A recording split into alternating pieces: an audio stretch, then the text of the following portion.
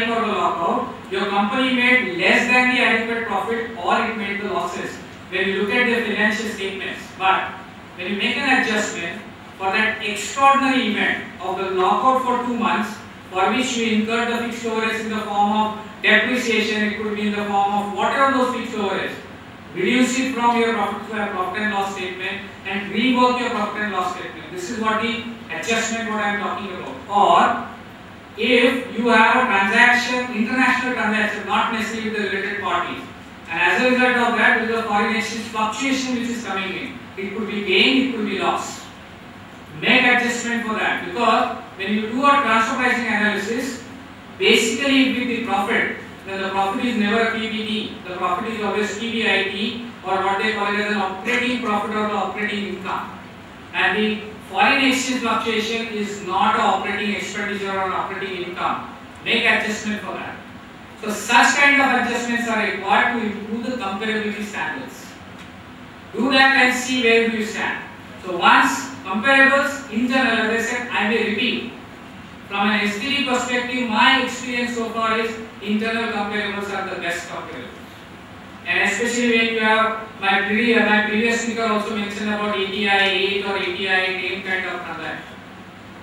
There it's very difficult to get the comparable third party because you do not know how much profit or the loss that particular undertaking of a third party comparable company is making, because it's not available in the public information. So look for the income. Internal comparability would be a mantra for all of you.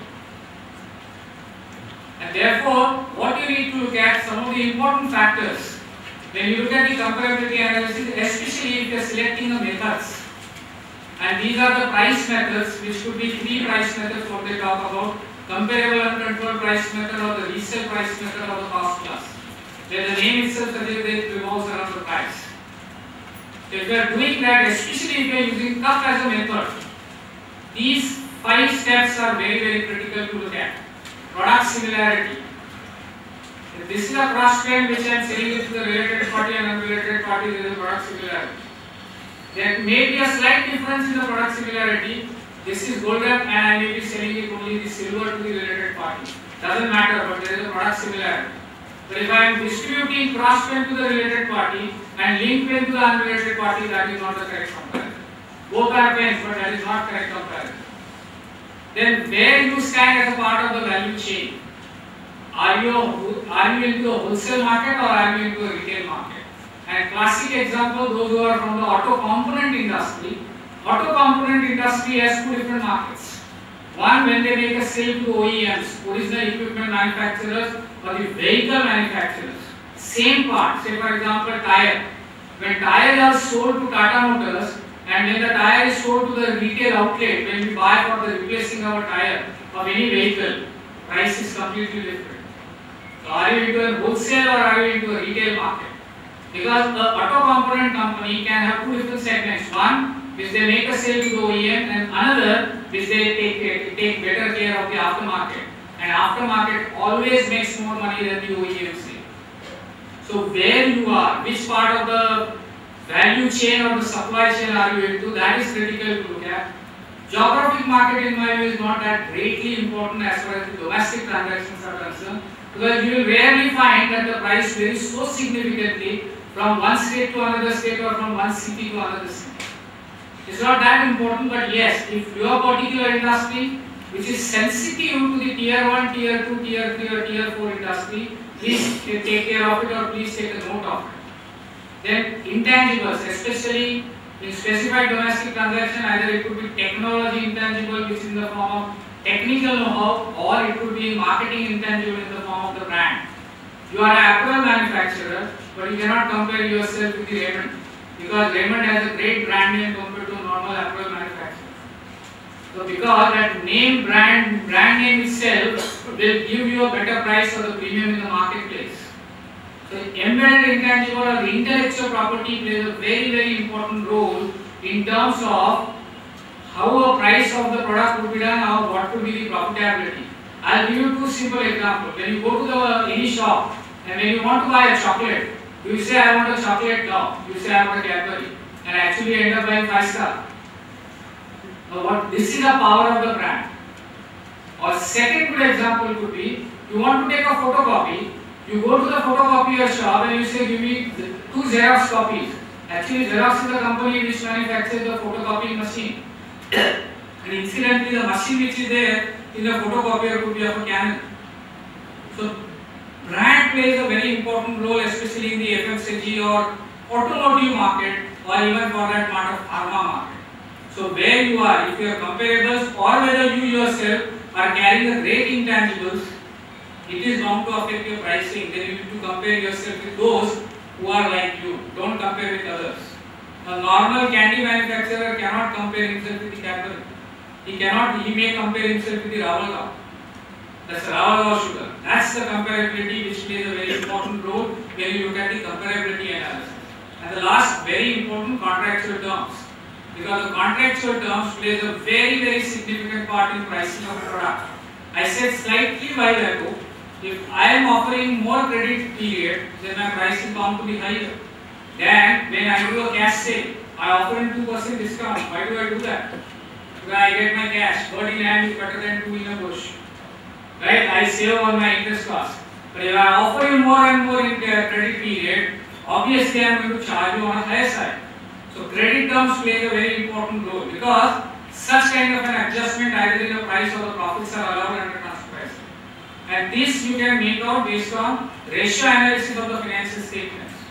The debtors, the inventory and the creditors you can make out. And now today with the new revised schedule 6, even the long term and the short term bifurcation is available, which was missing in the past till 2012.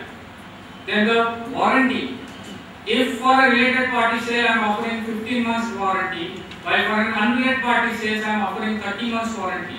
Now which should be having a better price? It's an unrelated party which should be having a better price because I am taking a risk of incremental 15 months. That the warranty may come back to me, and these all are built into your cost. So when you do your transfer pricing, keep all these things in mind.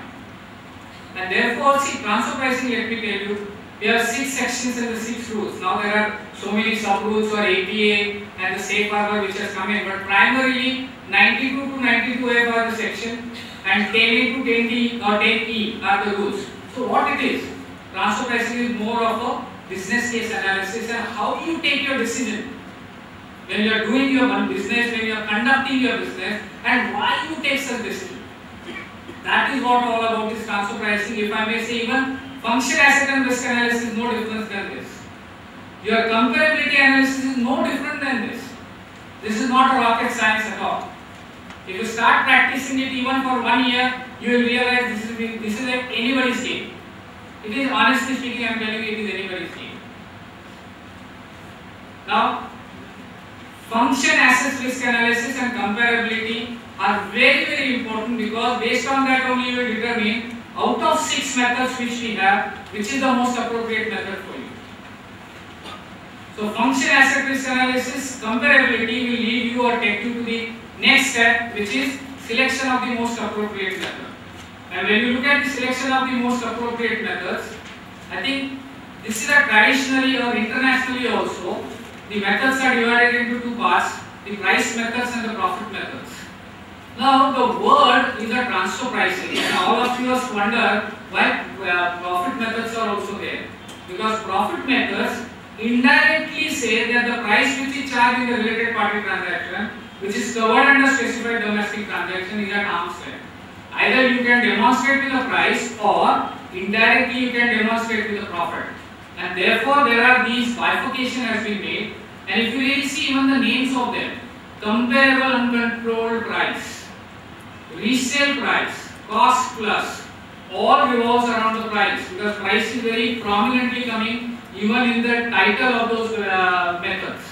But when you look at the profit methods, these are known as profit split or transaction net margin method. In this both, either a profit or the margin which is being used.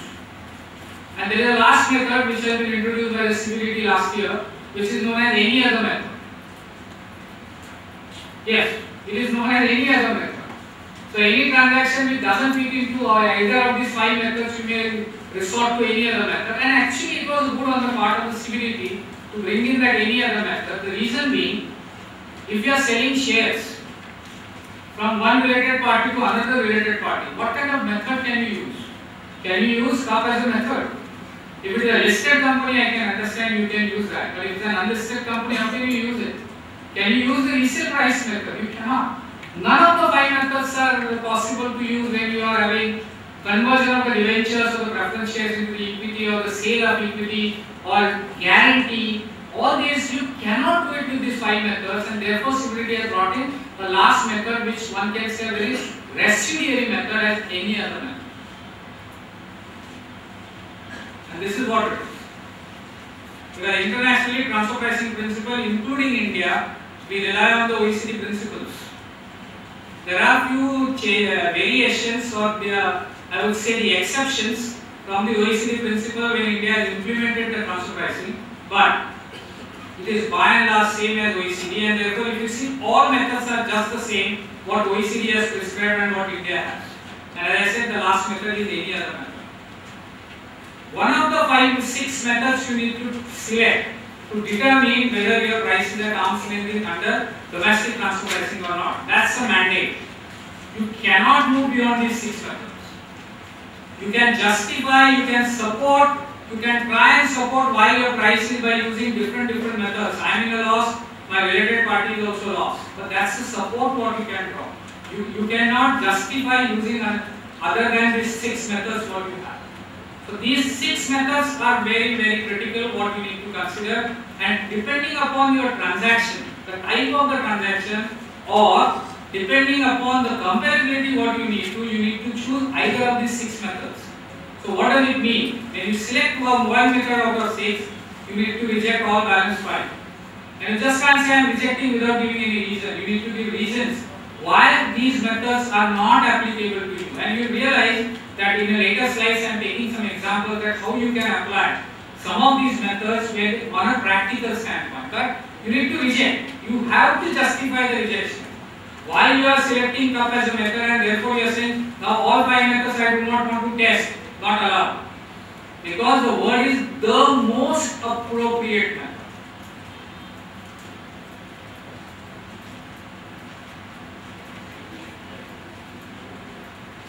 So how does this method work? CUP generally talks about the price. Resale minus, for the resale method, it talks about the profit. It's a gross margin. When you talk about a cost plus, you talk about the net profit on total cost incurred. When you talk about a profit split, it's a splitting of the profit in a value chain depending upon the contribution which is being made by either both of the related parties to a transaction. In terms of their function, asset and the risk analysis, how much money should go. That's the most complex method. It is rarely used in the marketplace. I may say 1 in a million the profit split method can be used, but that's the most subjective method because it depends on the value drivers. Which value driver is contributing significantly to the profits, and that becomes subjective. I may say marketing is important, while someone says no, the manufacturing is important. That becomes a challenge. So that's the profit split method, and transaction net margin method, name itself suggests it is operating income which is compared on 3 different bases you can select on your own. One could be cost, second could be sales, or third could be your assets. Now one may wonder why asset? Cost, if I say my PBIT to cost or PBIT to sales is good, then one may wonder why it should be on the asset. Because we have a ratio called return on assets, is it not? The way we have return on equity, we have a ratio called return on asset. And to whom it is more important? It is very important for an asset or the capital intensive industries. For them, return on the cost is not very important, but the return on the assets. So for example, 5-star hotels, their investment into the plant which is the building and the land is significantly higher. If you see their balance sheet, more than 80% would be forming part of their land, their building and the plant and machinery. But when you look at their P&L, the P&L may not be even 1/4 size of their balance sheet. So for them, return on cost is not that important, but the return on asset, or for that matter, the steel industry, or maybe the power industry. So many capital intensive industries which are there, which you need to see, and therefore it is return on asset also is possible. So select any of that ratio, and it's very simple. Because your numerator and the denominator, the denominator cannot be the tested transaction. And what I mean by this, if I am making a sale to my related party, and my related party, and if I want to benchmark that transaction, then my profit level indicator cannot be operating profit on operating sales, because in the sales there is a sale transaction with my related party which actually is being tested for the arm's length nature. Therefore, in this case, what you need to select as a PLI is operating profit on operating costs and not on operating sales.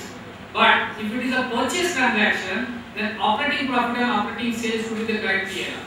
So the denominator cannot have a transaction which is tested for the arm's lengthness. Otherwise, you get into a circular motion. How will you justify?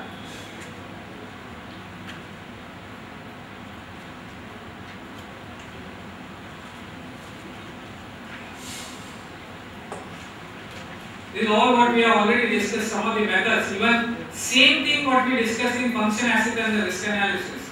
Exactly same thing are also applicable when you are selecting the most appropriate method. When you look at the characteristics of the properties of the services, we discuss about similarity of the products. We talk about functions performed including assets and the risk, obviously the FAR. The contractual terms we discussed earlier. We discussed about the economic circumstances like extraordinary events which may happen. We talk about the business strategy. Yeah, business strategies play a very important role, because are you into a matured market or are you introducing your product into the marketplace? If you are introducing your product into the marketplace, obviously you cannot expect it to make the same level of money or the profit which a matured your comparable has been making.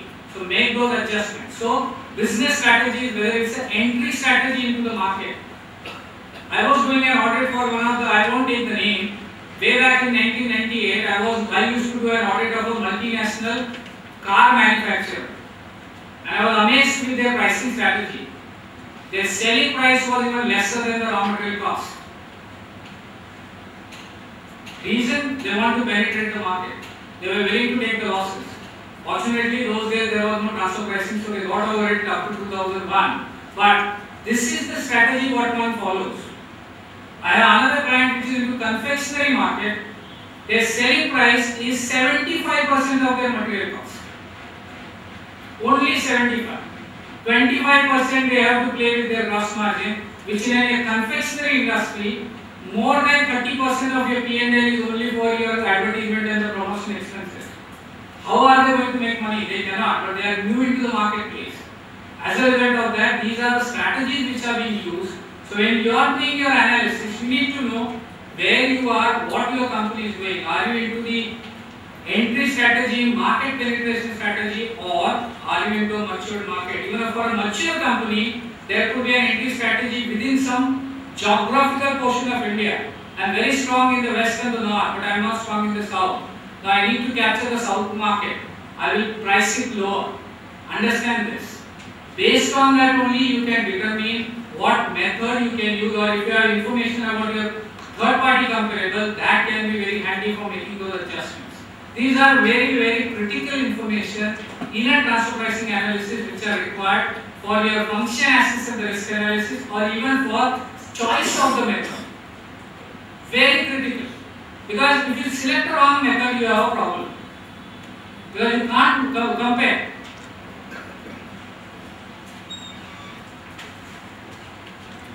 Now one will wonder whether the transfer pricing, when we have 6 methods, is there any hierarchy of the method? Or is there any choice of method? Answer is no. All 6 methods are equally important. You need to determine which is the most appropriate method for you. Because cup is the first, if you read the rules, the cup comes first, resale price comes second, cost plus comes third, profit split fifth, transaction at the profit split fourth, transaction net margin method fifth, and any other method sixth. So they are in the chronological order of 1 to 6. Does this mean there is this hierarchy? Answer is clearly no. OECD up to 2010 was having a hierarchy of method, and their preference was always for the cup. But now they have realized that such preference cannot be kept because of the paucity of information in the market.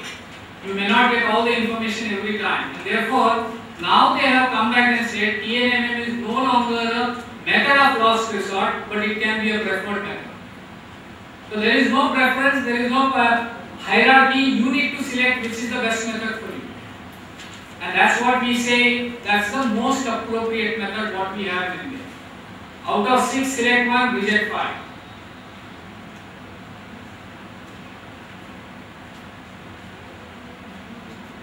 We'll spend some more time on this. These are the 5 methods and how those are they applicable.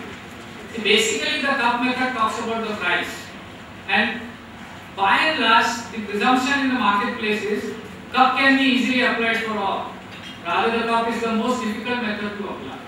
Because when you want to use a cup, there are stringent comparability norms. And what we discussed earlier, product similarity, whether in which part of the supply chain, what are your contractual terms, whether geographical presence makes difference. These are very, very critical factors which needs to be analyzed before you select cup as a method.